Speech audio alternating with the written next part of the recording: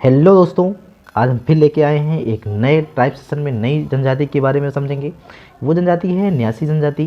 ठीक है, न्यासी या नीसी जनजाति है। ये कहाँ पाई जाती है, इसका क्या समाज है, इनके क्या व्यवसाय है, भाषा क्या है, इनके त्यौहार क्या है, इनके धर्म क्या है, सभी के बारे में हम विस्तार से चर्चा करेंगे। और ये ध्यान रहे कि आपको बता दें कि ये यूपीएससी या फिर किसी स्टेट पीसीएस के पर्पज़ से बहुत ही इम्पोर्टेंट है।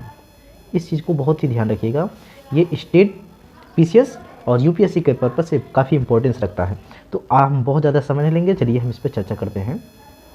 तो आप जैसे चित्र में देख सकते हैं कि न्यासी जनजाति या फिर नीसी जनजाति, आपको नाम से भी पता चल जाएगा किस स्टेट में पाया जाता है। तो नीसी जनजाति जो होता है वो दरअसल उत्तर पूर्वी भारत में पाया जाता है। कहाँ पाया जाता है? उत्तर पूर्वी भारत में पाया जाता है। अब सवाल ये उठता है कि उत्तर पूर्वी भारत में पाया जाता है तो किस स्टेट में पाया जाता है? तो वो पाया जाता है अरुणाचल प्रदेश में। ये ध्यान रखना है, अरुणाचल प्रदेश में पाया जाता है। लेकिन अरुणाचल प्रदेश के सभी जिलों में नहीं पाया जाता है, कुछ एक जिलों में पाया जाता है। जैसे ऊपरी सुबनसिरी जिले में, कहाँ पे? ऊपरी सुबनसिरी जिले में पाया जाता है। लोअर सुबनसिरी जिले में पाया जाता है। कुरुंग कुमे, पापुम पारे, पूर्वी कामेंग और कुछ अरुणाचल प्रदेश के जो पश्चिमी कामेंग है उनके हिस्सों में भी कुछ पाया जाता है। ये जो जनजाति है, जो न्यासी जनजाति या नीसी जनजाति है, सबसे बड़ा जनजाति है अरुणाचल प्रदेश की। अरुणाचल प्रदेश की सबसे प्रमुख जनजातियों में से एक है, या फिर कह सकते हैं कि सबसे बड़ा जनजाति समूह है। निसियों को निसिंग्स के नाम से भी जाना जाता है। ये जो निसी है इसको हम निसिंग्स के नाम से भी जाना जाता है। निसिंग्स के नाम से भी इसको जाना जाता है। संगीत, त्यौहार, इनकी जो जीवन शैली है, इनका एक सांस्कृतिक उत्साह का सही ढंग से हम इसके बारे में पता लगा सकते हैं। इनका जो समाज है, समाज कैसा है? अब यहाँ पे जो समाज है, इनका जो समाज है वो पितृसत्तात्मक समाज है, यानी कि पिता ही जो है यहाँ का मुखिया होता है। तो इनका जो समाज है वो पितृसत्तात्मक समाज है, पितृसत्तात्मक समाज है। और साथ ही साथ आपको बता दें कि पितृसत्तात्मक समाज के साथ साथ ये संयुक्त परिवार प्रथा भी है। अब सोच लो, अगर किसी परिवार में संयुक्त प्रथा है, संयुक्त परिवार प्रथा का रिवाज है, तो वहाँ संपत्ति का कोई मालिक नहीं होता है। क्यों नहीं मालिक होता है? क्योंकि परिवार संयुक्त है, किसी एक के हिस्से में तो है नहीं। जब परिवार संयुक्त है तो संपत्ति का मालिक नहीं होगा। बहुविवाह प्रथा का प्रचलन तो है, बहुविवाह प्रथा का प्रचलन है, लेकिन बहुविवाह जो होता है किसी की सामाजिक स्थिति और कठिन समय, जैसे कबीले युद्ध या सामाजिक शिकार या फिर अन्य सामाजिक गतिविधियों के दौरान आर्थिक स्थिरता का प्रतीक होता है। इनका जो व्यवसाय है, व्यवसाय भी समझ लेते हैं। इनका व्यवसाय जो है वो खेती करना है। खेती करेंगे उसके बाद ही कुछ पाएंगे, खाएंगे भी। देखिए ये चावल है, ये सब्जी है। यहाँ चित्र में देखिए ये चावल है, ये सब्जी है। तो खेती करना होता है। मछली पकड़ते हैं, मछली पकड़ के अपना जो है खाते पीते हैं, मछली पकड़ते हैं। साथ ही बुनाई है, ये जो ये देख रहे हैं आप चित्र में, ये जो है ये बुनाई है, ये बुनते भी हैं, इनकी बुनाई है। और ये इनका टोकरी बनाना हो गया। ये जो चित्र में देख रहे हैं ये टोकरी बनाना है। तो खेती भी करते हैं, खेती के साथ साथ जो फसल उगता है उसको खाते पीते हैं।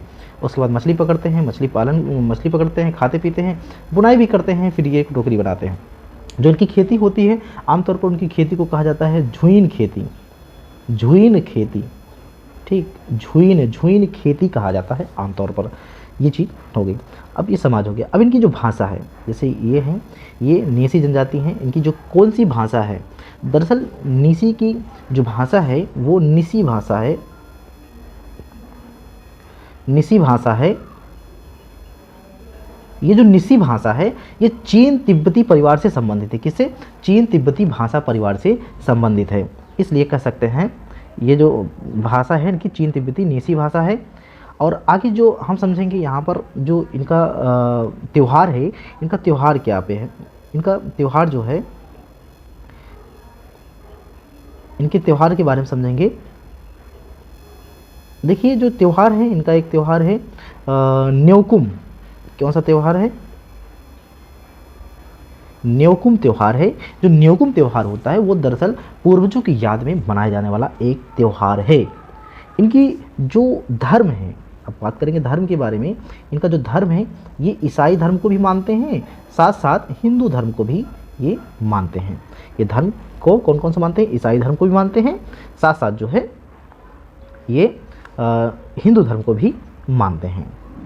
अब इनकी जो देखिए, इनकी जो वेशभूषा है यहाँ पर आप देख सकते हैं, इनकी जो वेशभूषा है काफ़ी जो है अलंकृत तरीके से है।